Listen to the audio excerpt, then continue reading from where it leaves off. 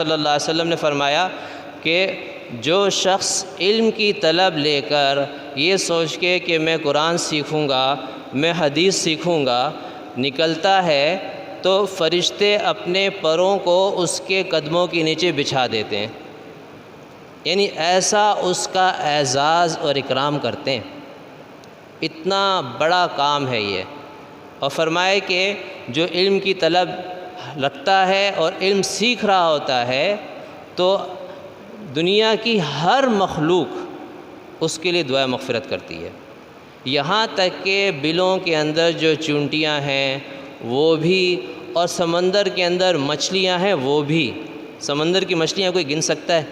کیا خیال ہے سمندر میں کتنی مچھلیاں ہیں؟ آج تک اس کا حساب تخمینہ تو لگا سکتے ہیں کہ اندازاً اتنی ہوں گی، لیکن صحیح تعداد وہ کتنی زیادہ ہوں گی، تو انسان کے بس کی بات نہیں ہے۔ فرمائے کہ ہر مچھلی ایسے شخص کے لیے کیا کرتی ہے؟ دعائے مغفرت۔ تو اس سے بڑی فضیلت کیا ہوگی؟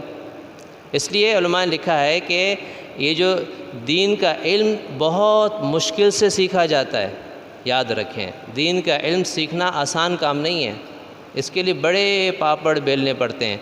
اعتراض کرنا آسان ہے، اعتراض کرنا بہت آسان ہے، کسی پر بھی اعتراض کر دیں، تم نے کیا ہے، تم نے سیکھا کیا ہے، تمہارے پاس علم کیا ہے، ٹھیک ہے نا، لیکن اس کے پیچھے جو اس کی قربانی ہے نا وہ اسی کو بتائیں کہ انسان کو اپنی جوانی کی ساری خواہشات چھوڑنی پڑتی ہیں۔ 10 سال 12 سال 14 15 سال تک ایسے بھی ہمارے اسلاف گزرے ہیں کہ جب انہوں نے اپنے گاؤں کو چھوڑا اور مرکز میں کسی دوسرے شہر میں گئے، جیسے دارالعلوم دیوبند گئے، وہاں پر انہوں نے دین کا علم سیکھنا شروع کیا، تو پورا علم سیکھنے کے بعد واپس گئے۔ اب اس کے لیے ان کو 8 سال 10 سال لگے، 10 سال گھر سے دور ہے۔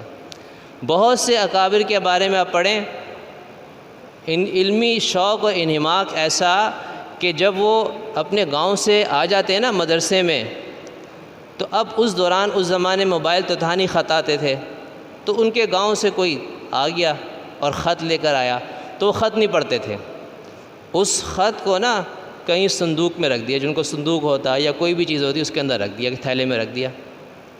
پھر اس کے کچھ عرصے کے بعد کوئی اور آیا گاؤں سے، اس نے بھی خط لایا، اس نے بھی ڈال دیا، پھر کہیں سے خط آیا، پھر اس کو بھی ڈال دیا۔ اب وہ سال بھر کے دوران جو ہے جتنے بھی خطوط آتے کوئی ایک بھی نہیں پڑھتے۔ جب سال گزر جاتا، تعلیمی سال ختم، چھٹیاں شروع، اب اس کے بعد وہ ایک ایک خط نکالتے، اس کو پڑھتے، تو کسی میں لکھا کہ آپ کے فلاں چچا کا انتقال ہو گیا، انا للہ و انا الیہ راجعون۔ آپ کی دادی کا انتقال ہو گیا، انا للہ و انا الیہ راجعون۔ آپ کے بھتیجے کا نکاح ہوا، مبارک ہو۔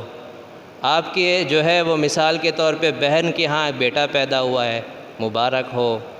فلاں بیمار ہے، اس کے لیے دعا کرتے ہیں۔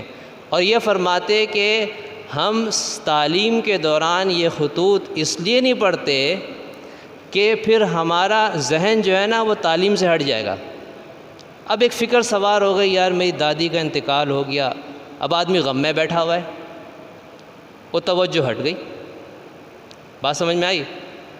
تو یعنی اتنا شوق و جذبہ کہ ہماری تعلیم کی طرف جو توجہ ہے نا وہ نہ ہٹے، تو سال بھر کے خطوط پڑھے ہی نہیں۔